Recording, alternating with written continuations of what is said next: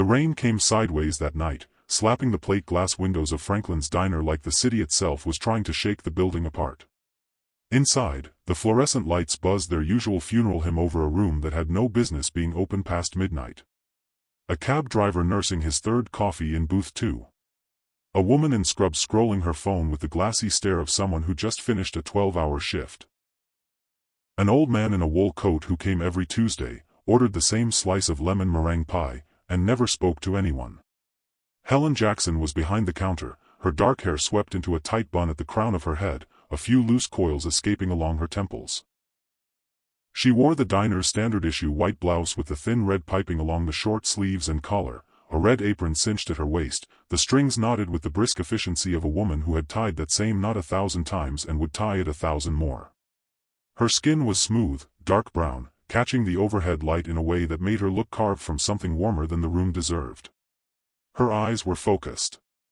Not tired, trained. The kind of gaze that catalogued everything and reacted to nothing. She was refilling the sugar dispensers when the door kicked open and the cold rushed in, carrying a man in a black ski mask, black gloves, and a pistol aimed at her face. Everything happened the way it always does. The cab driver threw himself under his table. The woman in scrubs dropped her phone and it cracked against the linoleum. The old man with the pie froze, fork suspended halfway to his mouth, lemon filling trembling on the tines. Helen didn't move. She set the bag of sugar down on the counter. Slowly. Deliberately. Like she was finishing a sentence before answering a question. Then she placed both hands flat on the granite surface, fingers spread, and looked at the masked man the way you look at a coworker who's interrupted your break for something that could have been an email. No scream. No flinch. No widening of the eyes. Just a slow, measured breath and a gaze so level it made the barrel of the gun seem like an afterthought. The register's got maybe $160 in it, she said. Her voice didn't waver. Didn't rise. It came out low and clear, the kind of calm that doesn't come from courage but from something deeper, something that had already survived worse than this and decided, long ago, that panic was a luxury she couldn't afford. You really want to do 15 to 20 for $160 on a Wednesday night? The gunman blinked behind the mask. She could see it, the flutter of lashes through the slit in the fabric. He hadn't expected words. He'd expected the three things everyone offers when a gun enters a room: silence, screaming, or begging. Helen offered none of them. She offered arithmetic and eye contact, and both were more dangerous than anything he'd brought through that door. In the far corner booth, the one closest to the back exit, the one with a sight line to every entrance and the kitchen corridor, a man in a tailored black suit set his coffee down without a sound. He was Korean. Late 20s. Tall, with a jaw cut sharp enough to cast its own shadow and hair swept back from his forehead in a clean, deliberate line. His posture was the kind of still that had nothing to do with relaxation and everything to do with control. A body that had been trained to move only with intention. The suit was dark, fitted, the kind that whispered money without shouting it. A silver watch caught the fluorescent light at his wrist. His expression was composed. His hands rested on the table, one beside his cup, one flat on the surface. He looked like a man watching something he'd already anticipated. But something behind his eyes shifted. Not at the gun. Not at the robbery. Not at the chaos that had sent every other body in the room to the floor. At her voice. Lee Jun. He was known in certain rooms and feared in all of them. Head of the Yongwon syndicate before he turned 26. A man whose name was spoken in whispers by men who didn't whisper for anyone else. He had two men seated across from him. One had already reached inside his jacket. Lee Jun raised a single finger without breaking his gaze. A small gesture. The kind that stops bullets. His man froze. Lee Jun's eyes were locked on the woman behind the counter. On the way her shoulders didn't climb toward her ears. On the way her breathing stayed slow and even while every other person in the room had stopped breathing entirely. On the way she tilted her chin up, not in defiance, but in refusal. A refusal to make herself smaller for the thing that was trying to consume the room. And then she spoke again. Something low, directed at the robber, too quiet for Lee Jun to fully hear. And his hand stopped halfway to his cup. That voice. The room compressed. The rain on the windows became white noise. The fluorescent lights above the counter buzzed at a frequency only he seemed to hear. Everything in the diner reduced itself to a single point, the sound of a woman's voice he hadn't heard in 7 years. A voice that had no business being in this diner. A voice he had carried inside his chest like a wound he never let anyone see. The robber's hand was shaking. Helen noticed that before anything else. Not the gun, the hand. The way his fingers couldn't commit to the grip. The way the barrel drifted left, then right, then back to center, like a compass that couldn't find north. He was young. She could tell by his build, by the way his sneakers were too new for a man doing something this desperate. He'd probably stood outside in the rain for 20 minutes convincing himself to walk through that door. She didn't raise her hands. She didn't drop to the floor. She stood there with her palms pressed to the counter and watched him the way a paramedic watches a patient, reading the situation, calculating the risk, already 3 steps ahead. "Your hand's shaking," she said quietly. Not a taunt. Not a challenge. An observation delivered with the flat certainty of someone who had seen enough bad decisions to recognize one happening in real time. Which means you haven't done this before. Which means you don't want to do it now. She paused. The fluorescent light hummed. "Put it down. Walk out. The rain will cover you." It wasn't a plea. It wasn't sympathy. It was a door she was holding open for a stranger who didn't know he needed one. She said it the way someone says it's going to be okay to a child in a hospital. Without doubt, without investment, just the steady certainty that sometimes the only thing standing between a person and the worst moment of their life is someone else's voice refusing to panic. The robber's arm dropped. The gun hung at his side like something he'd forgotten he was holding. He stood there for 2 seconds that felt like minutes. Then he turned, shoved through the door, and disappeared into the rain. Sirens rose in the distance. Someone in the back was crying. The old man with the pie was still frozen, fork still in the air, lemon meringue still trembling.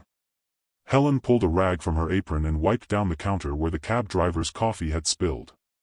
She refilled the napkin holders. She picked up the cracked phone from the floor and set it on the counter for the woman in scrubs. She clicked her pen and turned to the next task like a robbery was just weather, something that passed through and didn't stay. Lee Jun stood. His men stood with him. He left $300 bills on the table and walked toward the door without a word. He didn't speak to her. He didn't approach the counter. He didn't ask her name. But he paused at the threshold. Just for a heartbeat. His back to the room, his hand on the glass door, the rain streaking down the other side like the world was weeping for a reason only he understood. Then he walked out. He sat in the back of his black sedan for a long time. Silent. His hands folded in his lap. His driver knew better than to ask. The rain drummed against the roof in a rhythm that sounded like a clock counting backward. 7 years. That voice. That exact voice. 7 years ago, Lee Jun sat in a diner at 3 in the morning and thought about dying. He was 22. His father had been dead for 9 days. The funeral was held in Seoul, in a language Lee Jun spoke like a second skin that no longer fit, paid for with money borrowed from men who would spend the next decade reminding him of the debt. The men who attended, his father's lieutenants, the ones who wore dark suits and spoke in voices calibrated to carry threat without volume, had come not to mourn but to measure. To weigh the vacuum. To decide which pieces of the empire were worth salvaging and which could be left to rot. Lee Jun was the piece they left. He hadn't eaten in 3 days. He had $60 to his name and a younger brother, Minho, who was 15 and sleeping on a cot in a room above a dry cleaner in Flushing because it was the only place Lee Jun could afford that had a lock on the door. The apartment, if a room with no heat and a window that didn't close all the way could be called an apartment, was waiting for him 4 blocks from the diner. But he couldn't go back to it. Couldn't sit in that silence. Couldn't look at the wall where Minho had taped a photo of their mother and drawn a frame around it in ballpoint pen because they couldn't afford a real one. So he sat in a diner instead. Corner booth. Coffee he hadn't touched. Rain on the windows. He was thinking about the bridge. The one 8 blocks south. He'd walked past it on the way here and stood at the railing for 14 minutes. He counted. 14 minutes of looking at black water and thinking about how easy it would be to stop carrying the weight of a name that had given him nothing but debt and enemies and a dead father and a little brother who looked at him every morning like he was the only solid thing left in the world. He didn't jump. But he didn't walk away because he wanted to live. He walked away because his legs moved before his mind decided. Muscle memory. Survival instinct. The body choosing for the brain. He ended up in the diner because it was the first place with lights on. The door opened. He didn't look up. Someone slid into the booth across from him. He still didn't look up. He assumed it was the waitress. He assumed she was going to tell him to order something or leave. Whatever you're thinking about doing, the voice said, it can wait until morning. He looked up. She was young. Maybe 20.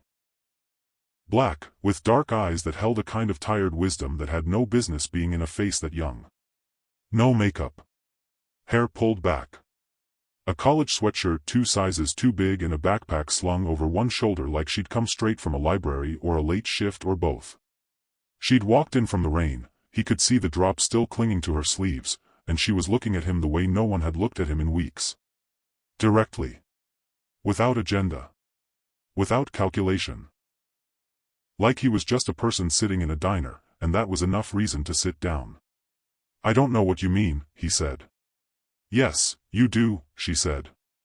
Not unkind. Just certain. He stared at her. She didn't flinch. She didn't look away. She sat there in that booth like she had every right to be there, like sitting across from a stranger at 3 in the morning was the most natural thing in the world.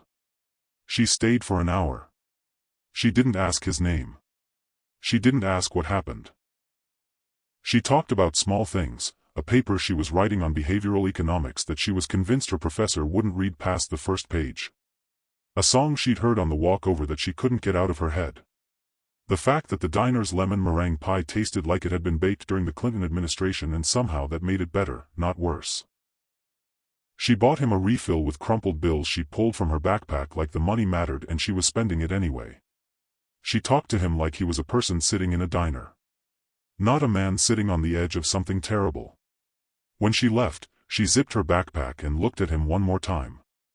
Her eyes were steady. Her voice was warm but not soft, warm the way concrete holds heat after the sun goes down. Something that lingers without trying. Get home safe, she said. Like it was simple. Like staying alive was just something you did, like breathing, like walking, like sitting across from a stranger because the rain told you to come inside. She walked out into the night and didn't look back. Lee Jun sat in that booth for another hour. He didn't go to the bridge. He went home. He climbed the stairs to the room above the dry cleaner and stood in the doorway and watched Min-ho sleeping on the cot with one hand tucked under the pillow and the other hanging off the edge like he was reaching for something in his dreams.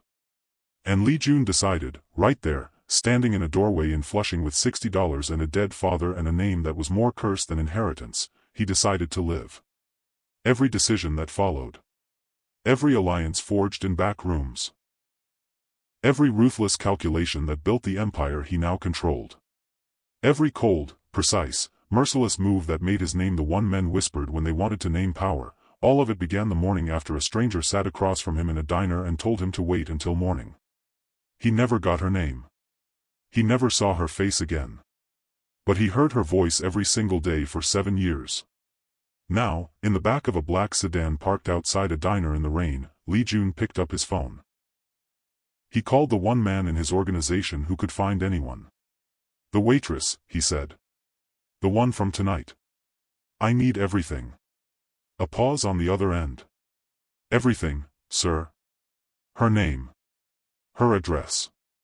Her history. Everything. He hung up and leaned back against the leather seat and closed his eyes. The rain drummed against the roof. Behind his eyelids, he could still see her, 20 years old, crumpled bills, tired eyes, steady voice. She hadn't recognized him. He was certain of that. To her, that night in the diner 7 years ago was a small kindness she probably forgot by the following week. A detour in the rain. A stranger who needed coffee and company. To him, it was the reason he was alive. And now, the only person who had ever looked at him without fear was the same woman who had just stared down a loaded gun without blinking. Their worlds hadn't just collided. They had been circling each other for 7 years, pulled by a gravity neither of them knew existed. Until tonight. And the orbit had finally collapsed. Before we start the next chapter, go ahead and hit that like button, drop a comment telling me which moment gave you chills, and subscribe if you haven't already. It truly means a lot to me seeing this community of story lovers grow into something global. Every like, every share, every comment helps us keep building stories that make you feel something real, together. The video hit the internet at 6:47 that evening. Helen didn't know about it until Elijah showed her.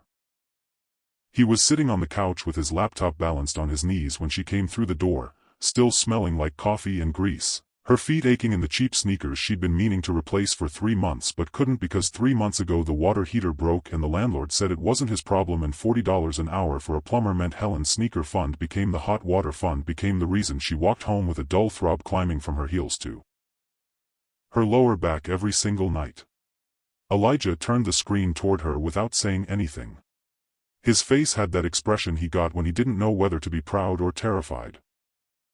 The one that made him look exactly like their father, which was something Helen tried not to think about because thinking about their father meant thinking about the car accident, and thinking about the car accident meant thinking about the morning she became 20 years old and responsible for a 10-year-old boy and a lease she couldn't afford and a grief so large she had to fold it up and put it in a drawer just to get through breakfast. The footage was shaky. Shot from under a table by the woman in scrubs whose hands were trembling so badly the frame bounced every few seconds. But Helen was clear. Perfectly clear. Standing behind the counter with her hands flat on the surface, looking at a masked man with a gun like he was a leaky faucet. The audio was muffled, but her voice cut through, calm, steady, unbothered. The caption read, "Waitress doesn't even flinch during armed robbery." It had 400,000 views. By morning it would have 2 million. Helen watched it once. She handed the laptop back. "Dinner," she said. "R.A., you had a gun in your face. And now I don't. What do you want to eat?" He opened his mouth to push. She gave him the look. The one that had been closing conversations since he was 10 years old and she was 20 and suddenly the only adult in the room. He closed his mouth. "Pizza," he said quietly. She ordered pizza. She took a shower. She sat on the edge of her bed for 4 minutes with wet hair and her hands pressed together between her knees and her eyes closed and the sound of her own heartbeat filling the silence like a drum she couldn't turn off. Then she got up and ate 2 slices with Elijah while he did homework at the kitchen table, and neither of them mentioned the video again. Helen's alarm went off at 5:15 every morning. Not because her shift started early, it didn't, but because 5:15 was when the world was quiet enough to study. She had 47 credits left to finish her degree. 47 credits at $387 per credit hour, which meant she owed the future $18,189 before it would let her in. She kept the number written on an index card taped to the bathroom mirror. Not as motivation. As arithmetic. Helen didn't believe in motivation. She believed in math. Math didn't lie. Math didn't promise things it couldn't deliver. Math told you exactly how far you had to go and didn't care how you felt about the distance. She studied from 5:15 to 7 o'clock. Made Elijah breakfast, eggs when they had them, toast when they didn't, black coffee for herself because milk was $4.79 and that was 2 bus rides.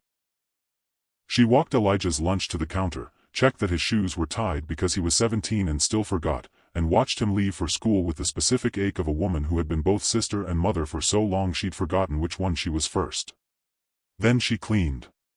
Then she applied for jobs, because 2 days after the robbery Dawn had called with that voice, the one that comes before someone delivers bad news they've already decided isn't their problem.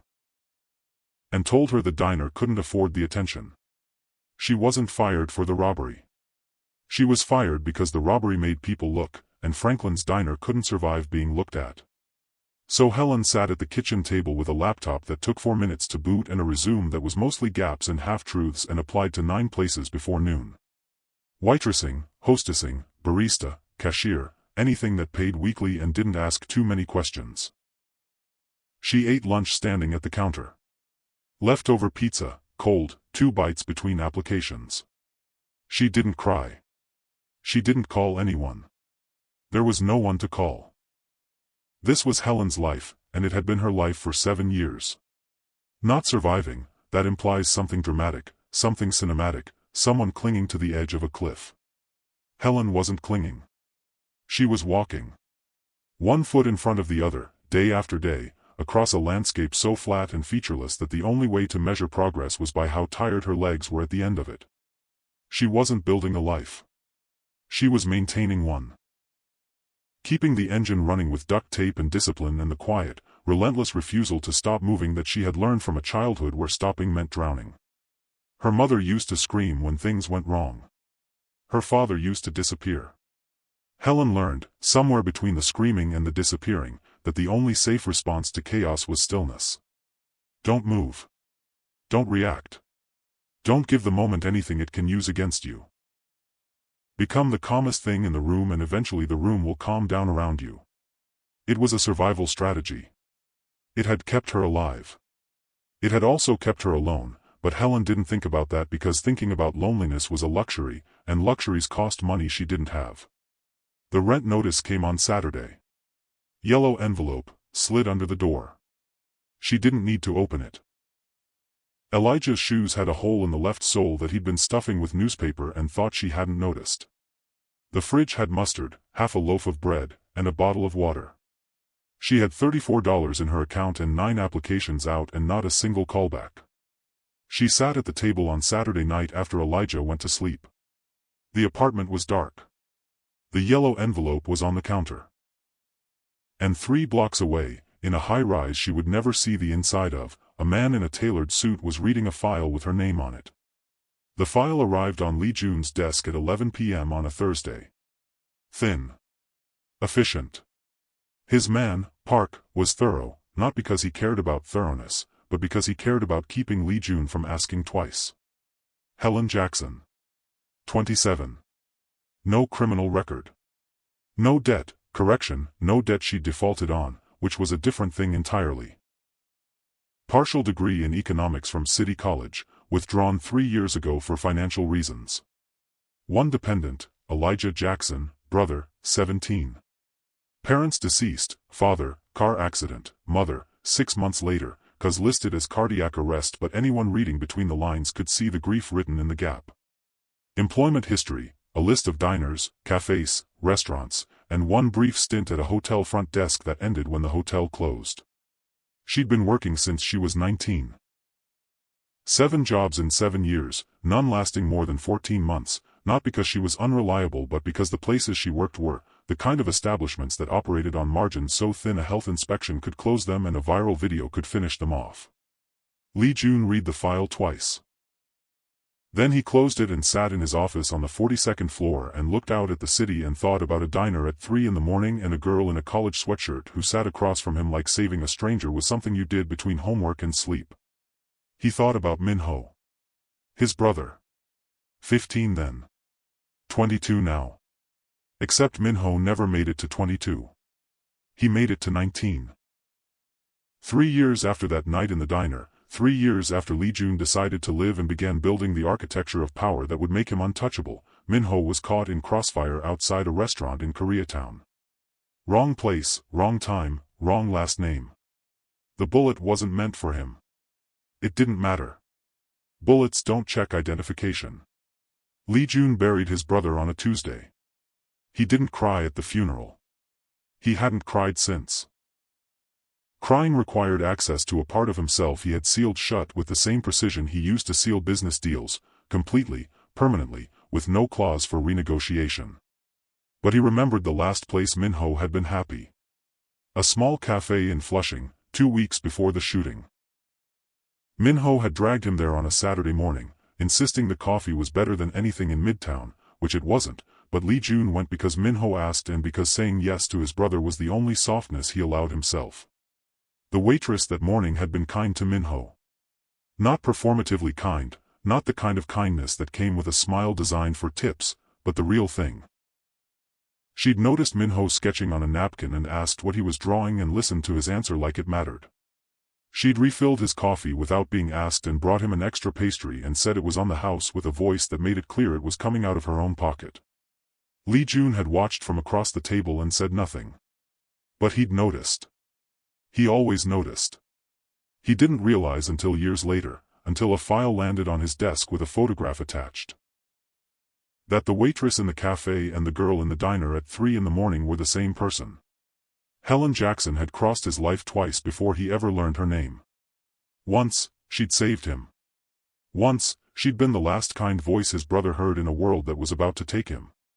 And now, she was standing behind a counter with a gun in her face, and she didn't flinch, and Lee Jun was sitting in a high-rise reading her file and feeling something he hadn't felt in years.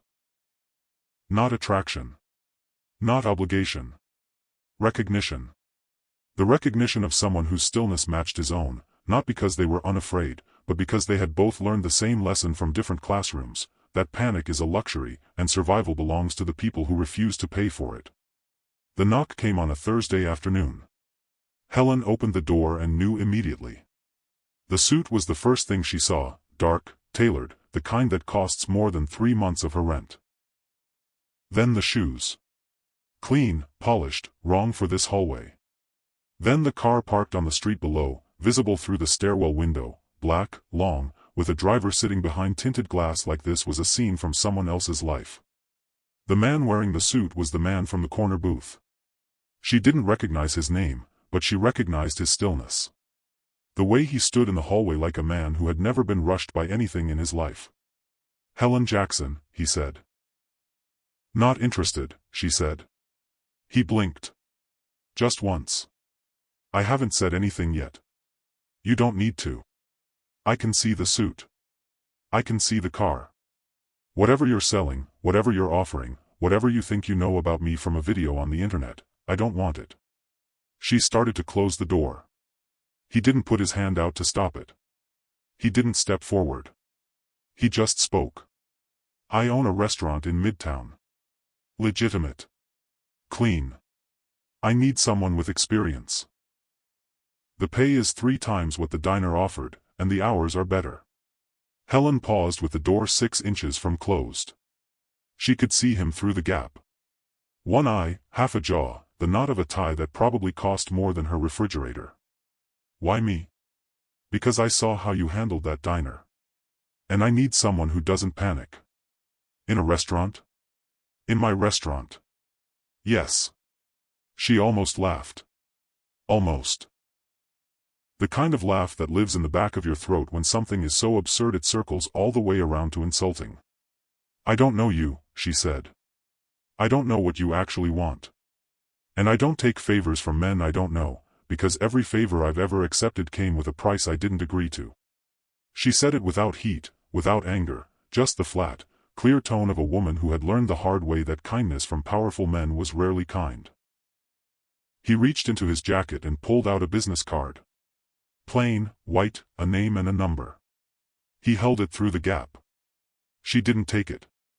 He set it on the floor in front of her door. He nodded once. He turned and walked down the hallway and didn't look back. She listened to his footsteps on the stairs, steady, unhurried, the walk of a man who expected the world to keep his pace. She closed the door. Locked it. Went back to the kitchen table and sat down and picked up her pen and didn't think about the card on the floor. For 2 days. On Saturday night, after Elijah was asleep and the apartment was dark and the yellow envelope was still on the counter and the fridge was still empty and the $34 in her account had become $21, she walked to the door. She picked up the card. She looked at the name. Lee Jun. She looked at the number. She stood there for a long time with the card in one hand and her phone in the other and the specific silence of a woman weighing dignity against groceries. Then she dialed. It rang once. He answered like he'd been waiting. "The job," she said. "Just the job. Nothing else." "Just the job," he said. She hung up without saying goodbye. The restaurant was called Yun. It sat on the 2nd floor of a building in Midtown that looked like nothing from the outside and everything from the inside. Dark wood, clean lines, low lighting that made every table feel like a private conversation. The menu was Korean. The clientele was wealthy. The staff moved like they'd been trained to be invisible. Helen started on a Monday. She memorized the floor plan before her first table sat down. By the end of her first week, the floor manager stopped checking her sections because there was nothing to check. She was good at this. She'd always been good at this. Not because she loved it, but because she refused to be bad at anything that kept her brother fed. Lee Jun had an office on the 3rd floor. Glass walls that overlooked the dining room. He used it 2 or 3 nights a week. His men assumed he came to handle business. He did. But he also watched the floor. He watched her, not the way men usually watched women, not with hunger or ownership or the need to be noticed watching. He watched her the way he watched rivals across negotiating tables. With attention, with patience, with the specific focus of a man trying to understand something that didn't fit his existing categories. Helen didn't fit. Everyone in Lee Jun's orbit operated on the same frequency, deference, caution, the constant low hum of people trying to stay in his good graces. Helen operated on no frequency at all. She didn't adjust her voice when she knew he was nearby. She didn't smile more or talk less or straighten her posture. She treated him exactly the way she treated every other person in the building, with professional courtesy and absolutely nothing beyond it. It unsettled him. He was not a man who was easily unsettled. The incident happened in her 3rd week. A double booking. 2 parties arriving for the same table. The floor manager was sweating. The hostess was frozen. Lee Jun stepped in and began rearranging the seating chart himself, moving names with the quiet authority of a man who expected his decisions to be executed without question. "That won't work," Helen said. The room didn't go silent. It went airless. The floor manager looked at the ground. 2 servers at the drink station turned their heads slowly, like witnesses to something they weren't sure they wanted to see. Helen was standing 3 feet from Lee Jun with a tray balanced on one hand and an expression that suggested she hadn't noticed the temperature in the room had dropped by 30 degrees. Table 9 has a regular who sits there every Friday. You move her, she'll complain to your manager for the next month. Put the second party at 12. Same size. They won't know the difference. She said it the way she said everything. Flat. Certain. Without apology. Like being right was more important than being careful. Lee Jun looked at her. She looked back. The tray didn't wobble. Her eyes didn't drop. 3 seconds passed. He moved the second party to table 12. He said nothing. He walked back toward the stairs. That night, after the last customer left and the staff filed out into the cold, Lee Jun sat alone in his 3rd-floor office. The dining room was dark below. The building was silent. He thought about the way she'd said that won't work. No hesitation, no softening, no fear. He almost smiled. He didn't. But it was close. It started with the small things. A cup of tea on a late night, no milk, no sugar, exactly how she made it for herself in the break room, because he'd watched her make it 3 times and remembered. She didn't thank him. She said, "You didn't have to do that." He said, "I know." They sat in the empty restaurant and talked about nothing. The rain, the construction on 5th Street, a customer who sent back the same dish 3 times and then left a 40% tip. Then it was the silence. He'd come downstairs on closing nights and sit at the bar with his laptop while she finished her checklist, and they wouldn't speak for 30 minutes, and it wasn't uncomfortable. It was the opposite. It was the quietest room Helen had been in since she was a child, and she didn't know what to do with that, so she did what she always did. She filed it away and kept moving. Then she noticed his hand. Bruised knuckles, deep purple fading to yellow. The kind that doesn't come from bumping into a cabinet. "You should ice that," she said without looking up from the counter. "It's fine." "It's not fine. It's swollen. Ice it when you get home or it'll be worse tomorrow." She said it like caring was just practical information and not something that meant anything deeper. But Lee Jun looked at her when she said it, and something shifted in his expression, the look of a man who had 100 people around him at all times and none of them noticed when he was hurt. Helen took the train home that night. Elijah was asleep. The apartment was dark. She sat on the edge of her bed without turning on the light, her shoes still on, her coat still on, and felt something moving beneath the surface of her chest. Slow. Warm. Dangerous. She recognized it immediately. The quiet, treacherous gravity of starting to care about someone. She told herself it was nothing. Just tea. Just silence. Just a bruised hand she happened to notice. But she lay awake for a long time. The next evening, Lee Jun was waiting at the bottom of the stairs when her shift ended. Not blocking the path, just there. Hands in his pockets. That composed expression that never quite cracked. "There's a car outside," he said. "It can take you home. The trains aren't safe this late." Helen stopped. She adjusted her bag on her shoulder. She looked at him with the same expression she'd given the gunman in the diner, not fear, not anger, something flatter.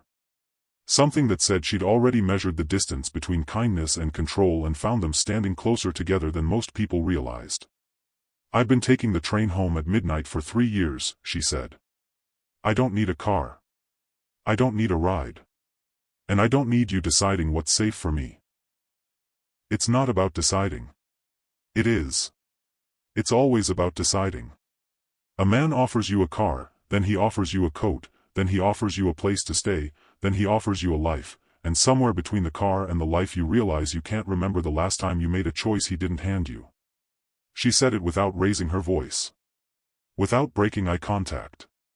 Without the slightest tremor in her hands or her jaw or her voice.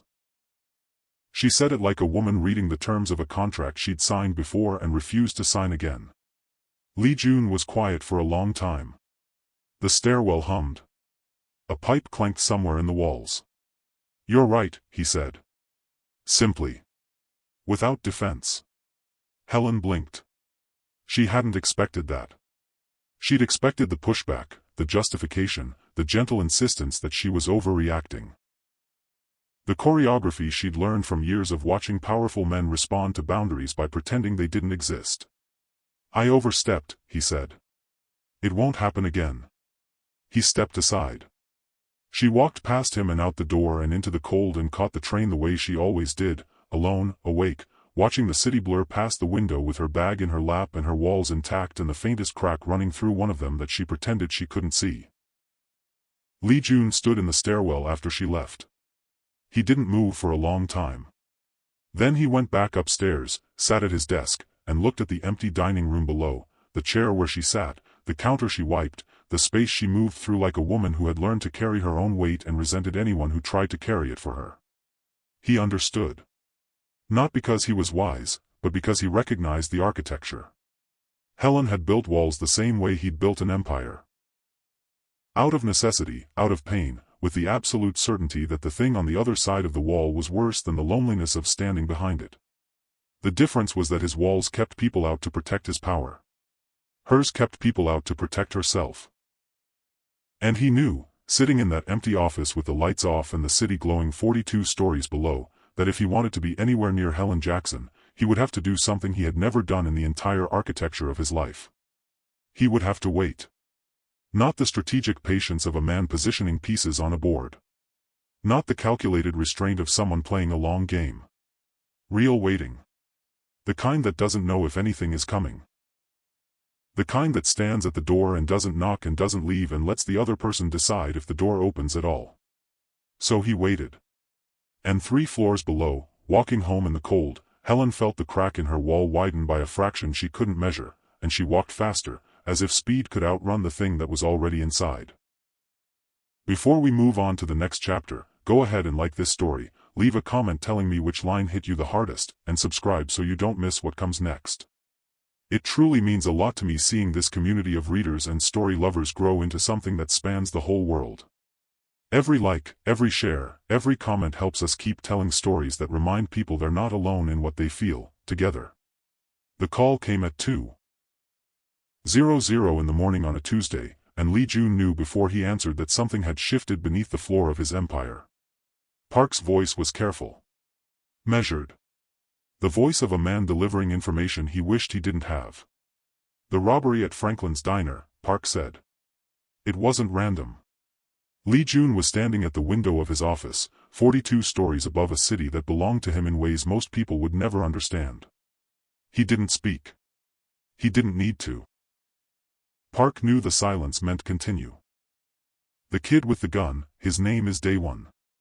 20 years old. No record, no affiliations, no reason to walk into a diner on a Wednesday night with a pistol he didn't know how to hold.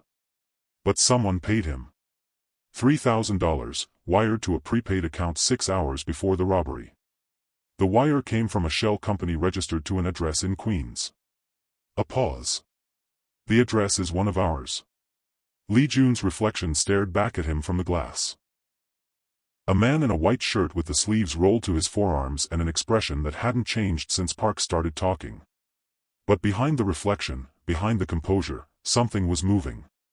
The slow, cold machinery of a mind that had built an empire by understanding one fundamental truth: the most dangerous enemy is the one sitting at your table. Who has access to that account? Lee Jun asked. 3 people. You. Me.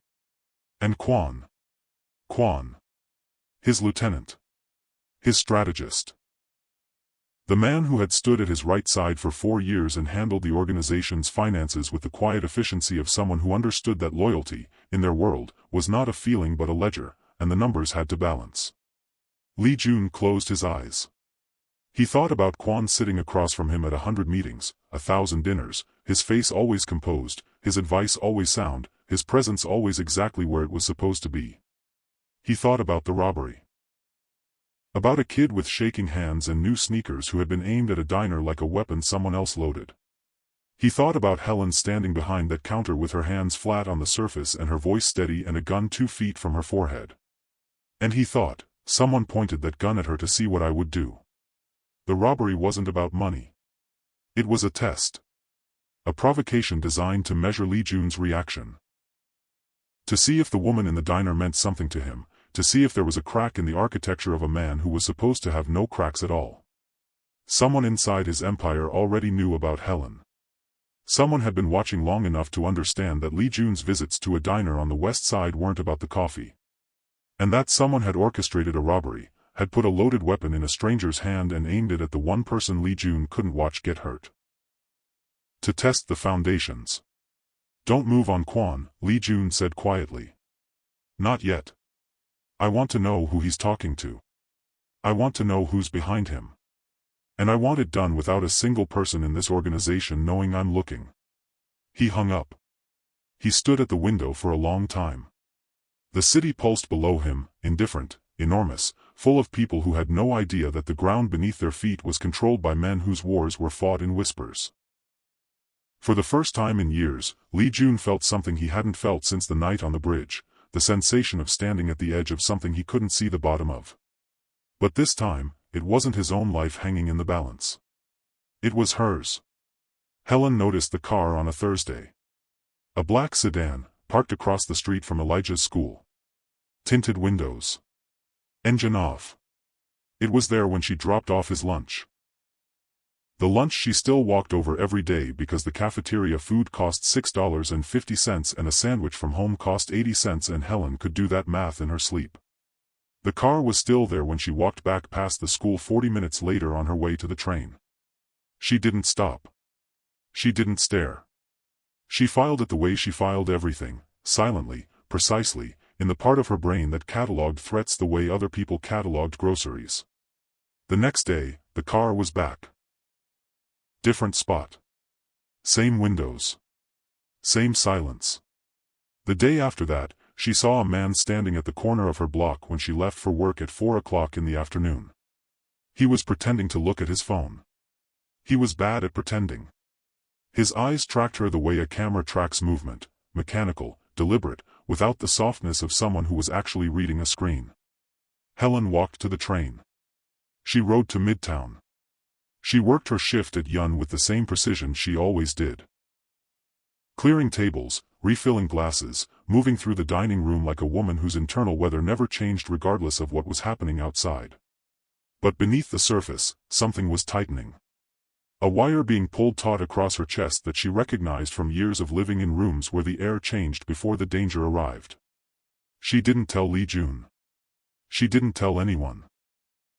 Because telling someone meant needing someone, and needing someone meant depending on someone, and depending on someone meant giving them the power to decide when to show up and when to disappear, and Helen had learned that lesson in a classroom she never wanted to revisit.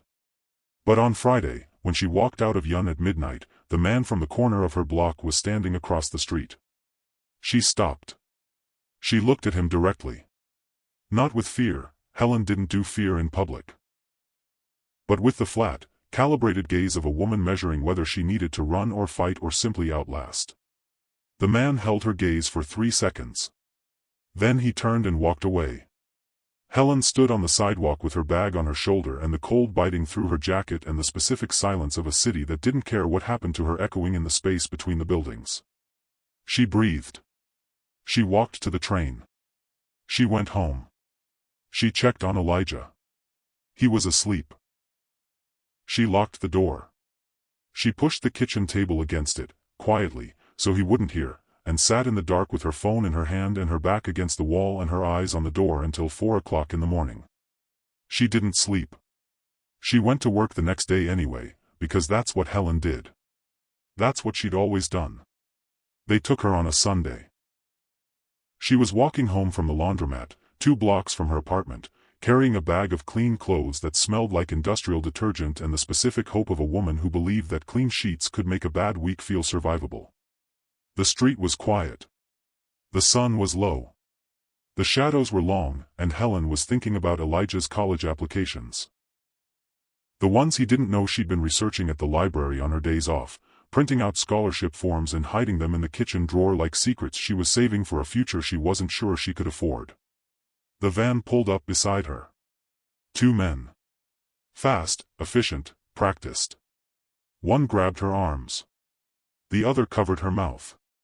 She didn't scream, not because she chose not to, but because the hand was there before the sound could form. They pulled her into the van and the door slid shut and the street was empty again in under 8 seconds.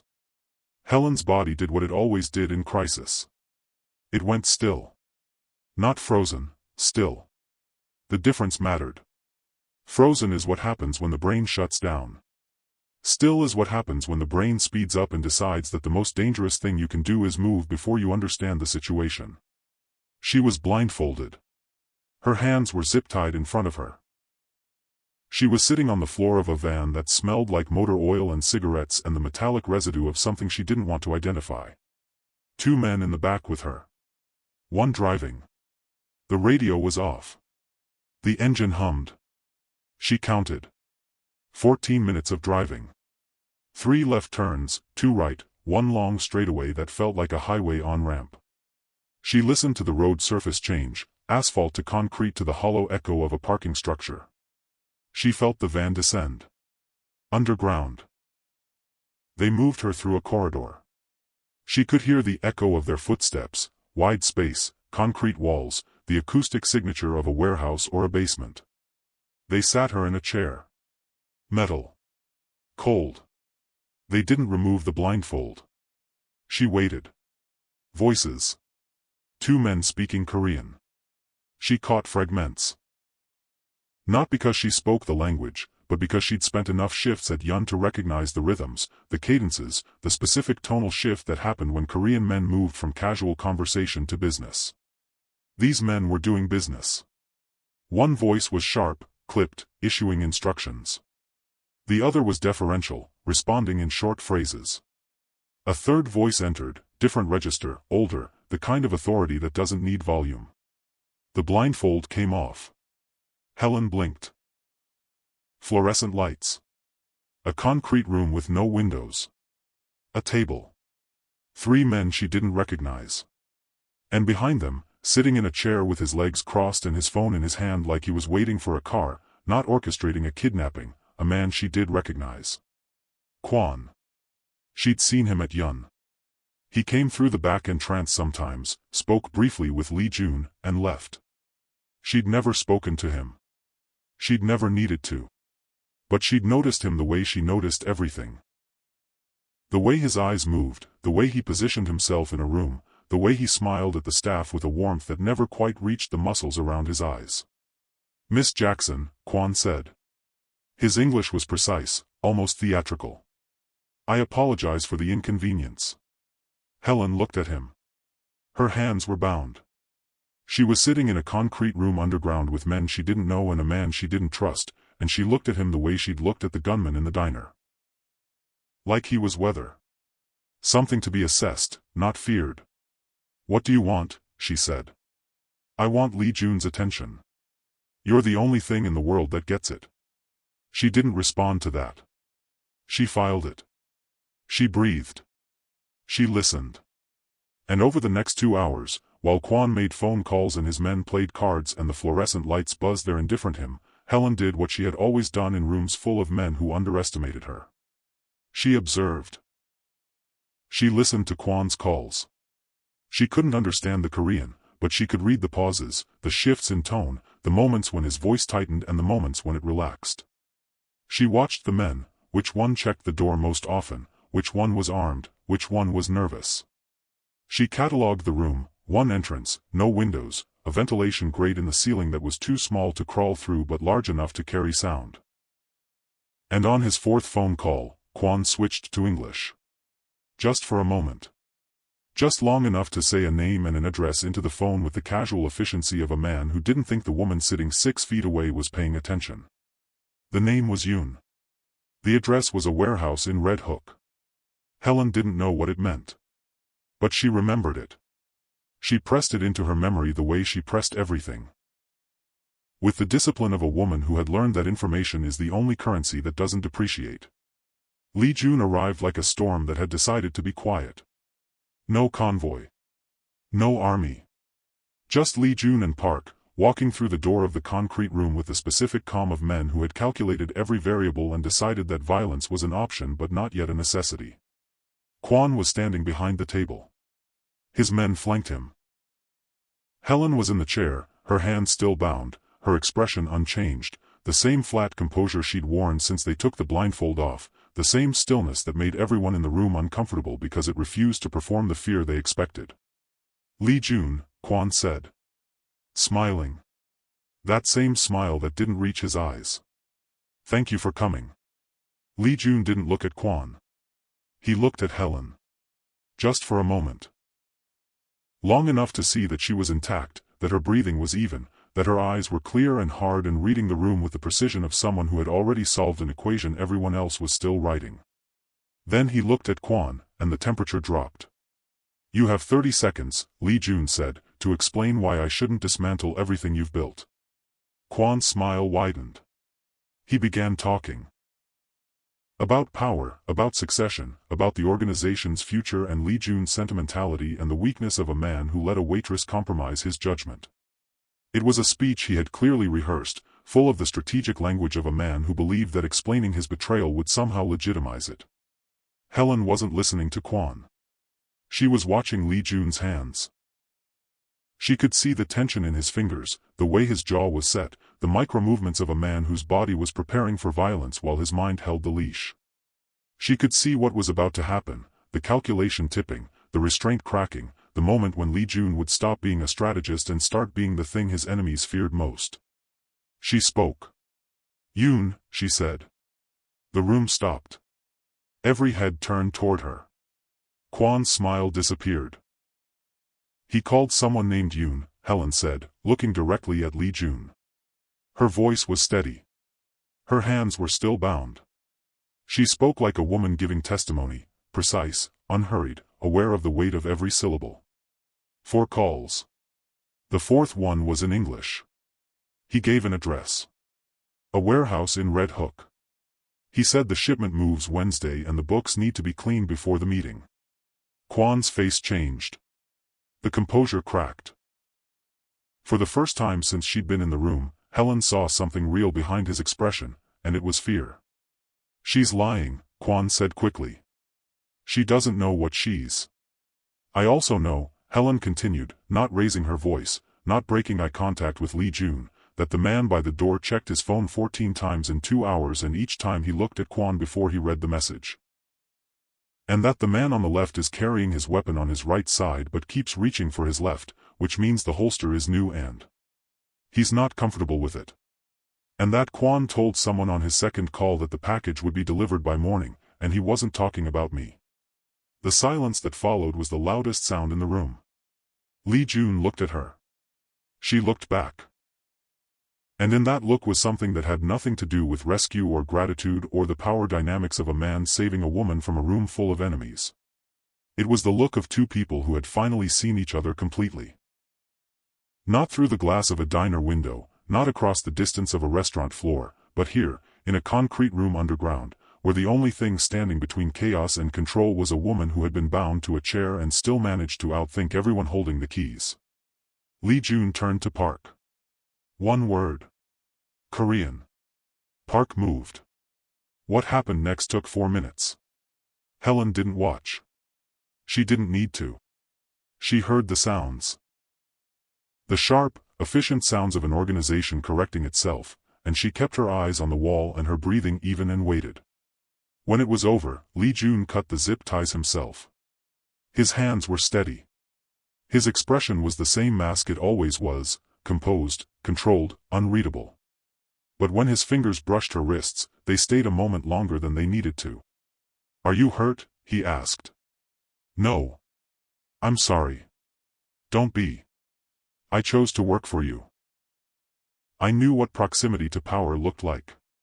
I just didn't expect it to arrive in a van on a Sunday." She stood. She rubbed her wrists. She looked at the room, the table, the chairs, the fluorescent lights that buzzed the same frequency as the ones in every diner she'd ever worked in, as if the universe had a limited soundtrack for the worst moments of her life. "The robbery," she said. "At Franklin's. That was him?" "Yes. He used me to test you." "Yes." She nodded. Not with surprise. Not with anger.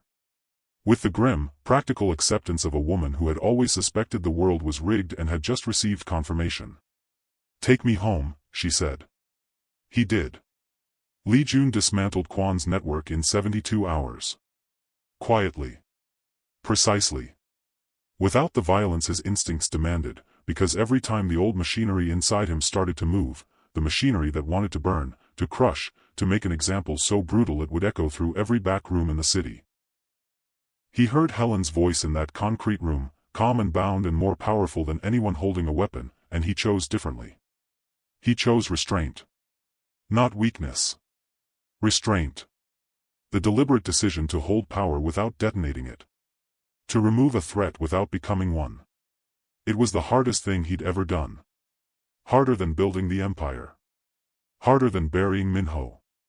Because destruction was easy.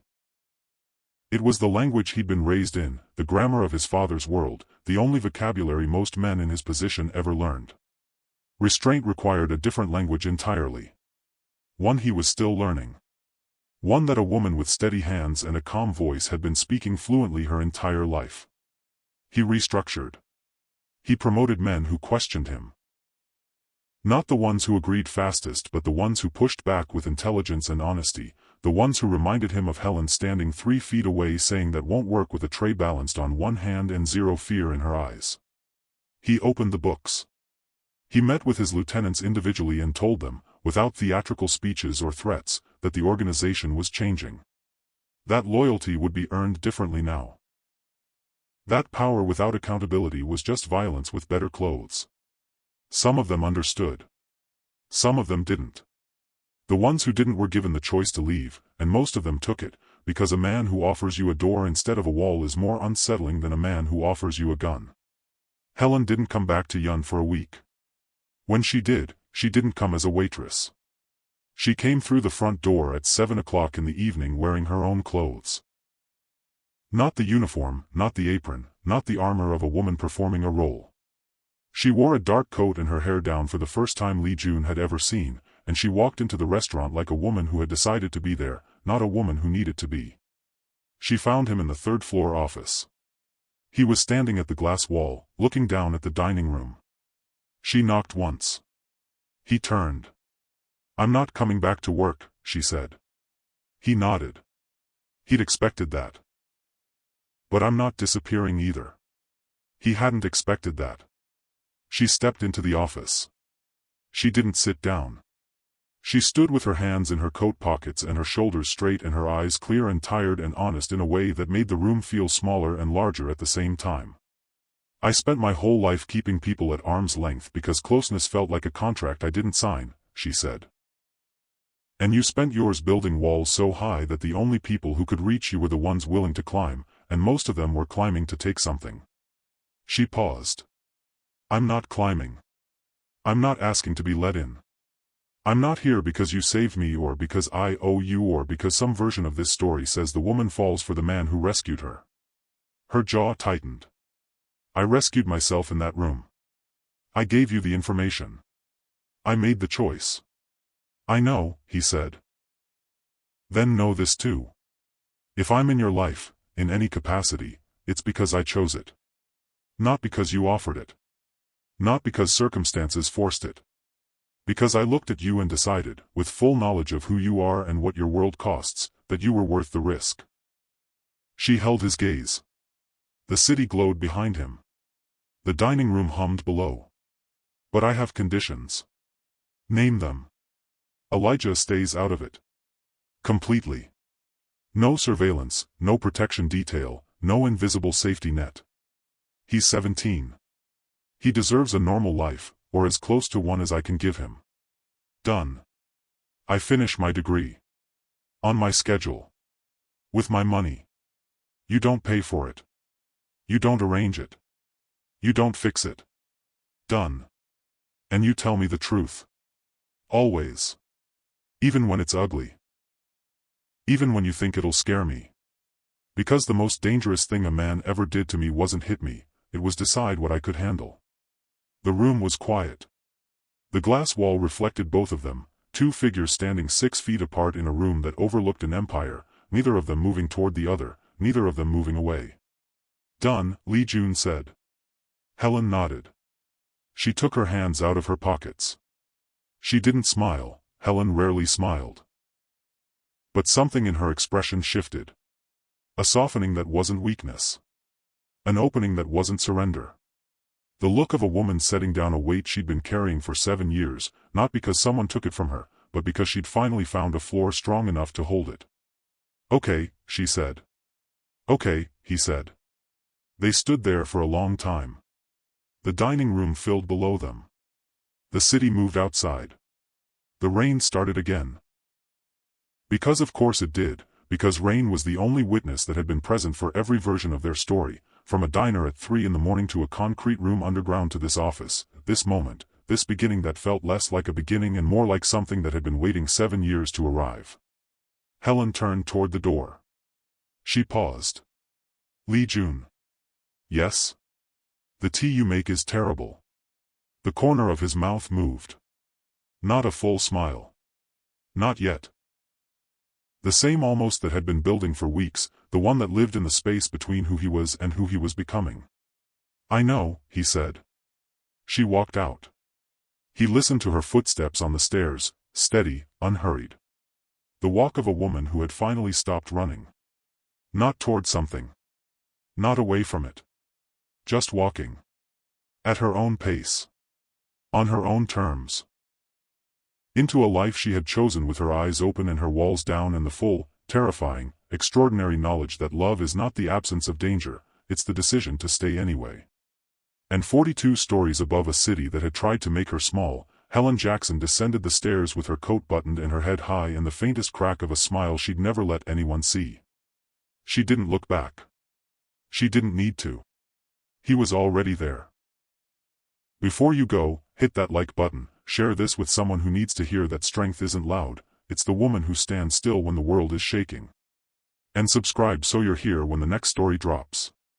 It truly means a lot to me seeing this community of readers grow into something worldwide, people from every city, every background, every walk of life, sitting together in the same booth. Every like, every comment, every share helps us keep building stories that prove love doesn't rescue you, it meets you where you already stand, together.